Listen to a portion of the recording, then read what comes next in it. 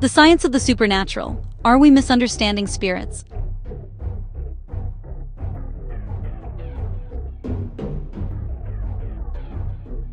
Have you ever felt a sudden chill run down your spine? The creepy feeling that you're being watched? Or seen something you just can't explain? For centuries, we've had a word for these experiences: ghosts. It's a belief that pops up in nearly every culture on Earth. In the US, about a third of adults are open to the idea that ghosts or spirits are real. These encounters feel incredibly real, personal, and, a lot of the time, downright terrifying. But what if the most shocking explanation isn't supernatural at all? What if the ghosts we see are actually being created, inside our own brains? Today, we're looking at the hard science behind the supernatural. You're about to find out how your own body and the world around you can team up to create a ghost.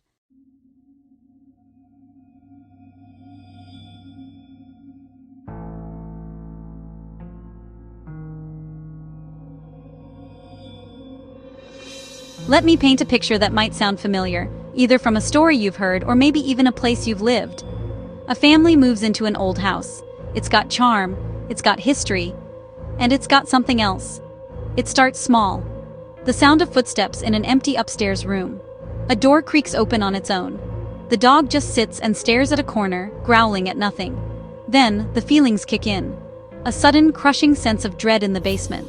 The sensation of being watched while you sleep. The kids start complaining about headaches and seeing shadowy figures in the dark. It feels like a classic haunting. The house has to be cursed, right? Well, before calling the ghost hunters, science says we should probably call an engineer, a neurologist, and a psychologist first. Because every single one of these spooky events has a potential, and frankly, shocking, scientific explanation. Let's break them down. Section 1. The fear frequency. Infrasound. First, let's talk about that bone-chilling feeling of dread, that wave of anxiety that can wash over you in a supposedly haunted place. It turns out, this could be caused by something you can't even hear. It's called infrasound. Infrasound is a low-frequency sound wave below the range of human hearing, typically under 20 Hz. While you can't consciously hear it, your body can absolutely feel it. These low-frequency vibrations can trigger a whole range of physical effects, like feelings of anxiety, deep unease, heart palpitations, and even changes in your breathing. One of the most famous cases linking infrasound to ghosts comes from a British engineer named Vic Tandy, back in 1998. Tandy worked in a lab that everyone thought was haunted. Staff reported feeling anxious, depressed, and seeing a weird gray apparition out of the corner of their eye. One night, working late, Tandy himself felt cold and anxious and saw a dark shape in his peripheral vision. But he was a scientist, so he didn't immediately jump to ghosts.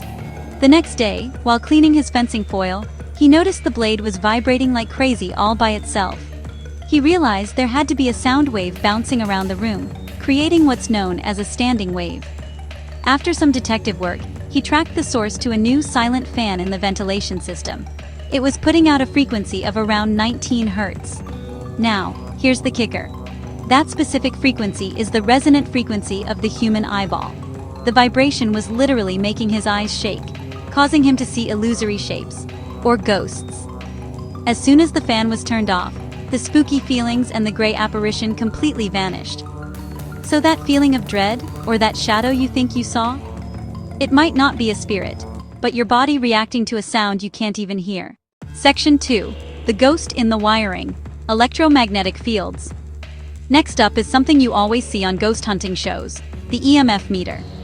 These devices detect electromagnetic fields, or EMFs, which are invisible fields of energy that surround any electrical wiring or device.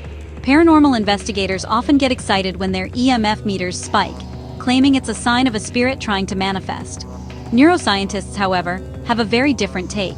They suggest that being exposed to weird or powerful electromagnetic fields can directly mess with our brains, specifically the temporal lobes. This is where the work of neuroscientist Michael Persinger became famous. In the 1980s, he created a device he called the God Helmet. This helmet used weak, complex magnetic fields to gently stimulate the temporal lobes. The results were astounding. About 80% of participants reported feeling an unseen presence in the room with them.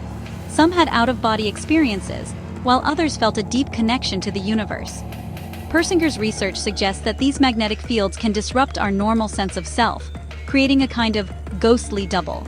So what does this have to do with haunted houses? Well, older houses, the kind most often labeled as haunted, are also the most likely to have old, shoddy, or unshielded electrical wiring. Things like old clock radios or bad junction boxes can give off surprisingly strong and erratic electromagnetic fields. If you're spending a lot of time near one of these sources, like a clock right next to your bed, the EMFs could be stimulating your brain just enough to create that unnerving feeling that someone else is in the room with you. Even famous haunted locations like Hampton Court Palace have been found to have unusual and complex electromagnetic fields. So before you assume it's a ghost, it might be a good idea to check the wiring.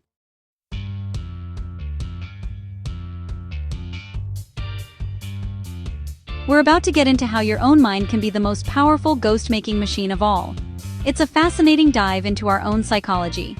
But before we do, if you're finding these scientific deep dives as mind-blowing as we do us a favor and hit that like button and subscribe.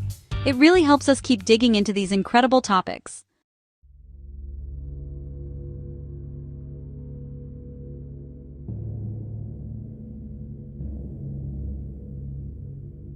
Now, let's turn inward.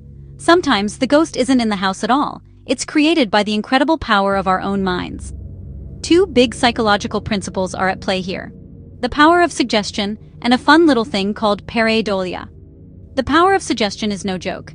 As sociologist Christopher Bader said, the first requirement for there being a ghost in the house is someone believing there's a ghost in the house. Our expectations have a massive impact on how we see the world. If you go to a place after someone tells you it's haunted, your brain is already primed to look for evidence. Every little ambiguous noise or flicker of light gets interpreted as proof. That cold draft isn't just a draft, it's a ghostly touch. That creak isn't the house settling, it's phantom footsteps. Studies have confirmed this. When people are told a place is haunted, they report way more strange experiences than people who aren't told anything. Your brain is a confirmation machine. It actively looks for proof of what it already expects to find.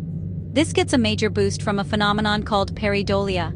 This is our brain's natural tendency to see meaningful patterns, especially faces, in random noise. It's why we see a face on Mars, the man in the moon, or a figure lurking in a shadowy corner. This is actually an evolutionary superpower.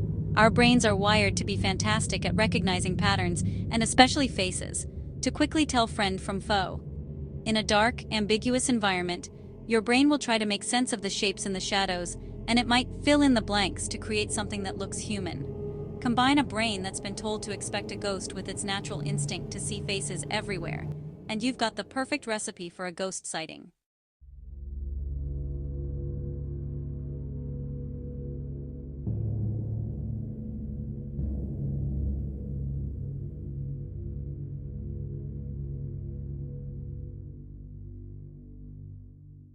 Have you ever woken up in the middle of the night, totally frozen, unable to move, while a terrifying presence crushes your chest or lurks in the corner of your room?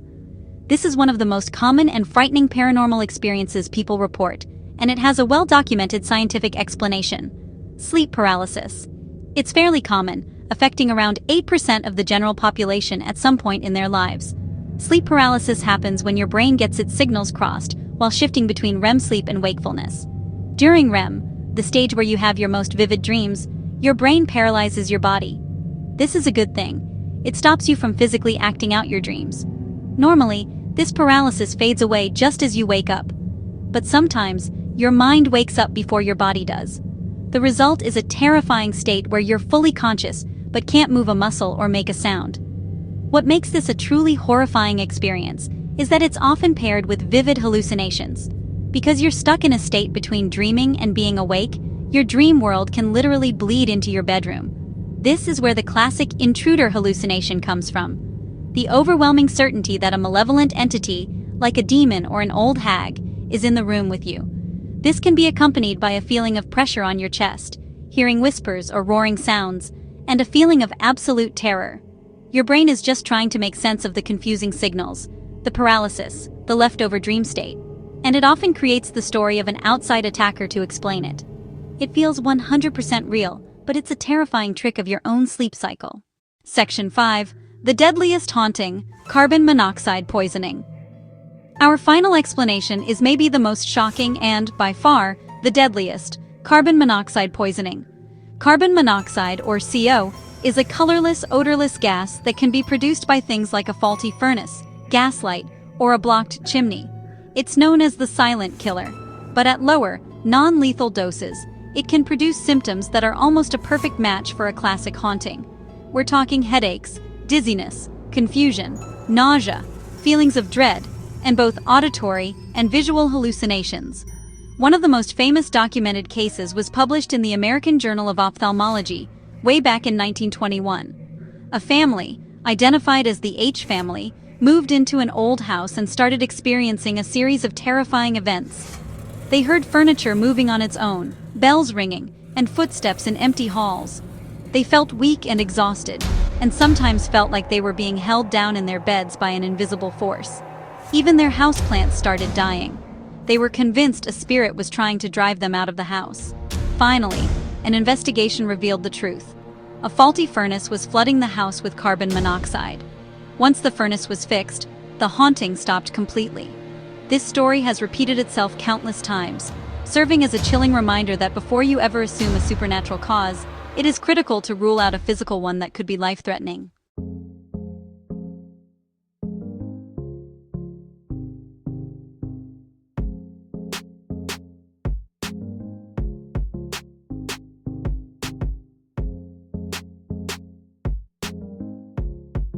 So, are we just misunderstanding spirits? Science gives us some pretty compelling evidence that many experiences we call paranormal can be traced back to natural causes. From low-frequency sounds that create a sense of dread to electromagnetic fields that make us feel a presence, to the very way our brains are wired to see patterns where there are none. Even the terrifying experience of a demon on your chest can be a natural, though horrifying part of our sleep cycle. This doesn't take away from anyone's personal experience. The feelings of fear, awe, and wonder are absolutely real. But understanding the science gives us a new lens to look through. We start to see that the real mystery might not be lurking in the shadows of an old house, but in the complex, fascinating, and sometimes tricky machine of our own biology. The ghost, it seems, might just be in the machine after all. After hearing all this, what do you think? Have you had an experience that one of these explanations might shed some light on? Let us know your story in the comments below.